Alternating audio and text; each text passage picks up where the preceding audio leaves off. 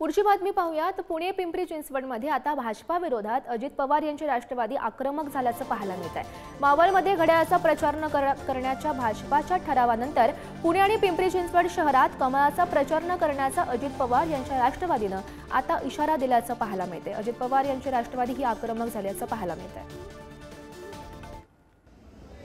सांगलीच्या जनतेने महाराष्ट्रातल्या सर्वांचे डोळे उघडलेले आहेत।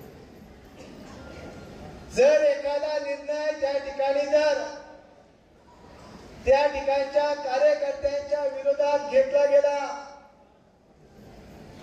तर काय होऊ शकतं हे सांगलीकरांनी दाखवलेलं आहे। म्हणून महायुतीमध्ये मावळच्या जागेचा आणि मावळ हा भारतीय जनता पक्षाचा कालही बालेकिल्ला होता, आजही बालेकिल्ला आहे आणि उद्या देखील मावळमध्ये भाजपचा बालेकिल्ला असणार आहे। भोसरी विधानसभेमध्ये सिटिंग आमदार आहेत, त्यांना ती जागा सुटतीये म्हणून आमच्या राष्ट्रवादीचे काही कार्यकर्ते पदाधिकारी जे दादांसोबत मागच्या 25 वर्षापासून काम करत होते ते देखील निघून गेलेत। खडकवासल्यात देखील तीच परिस्थिती आहे।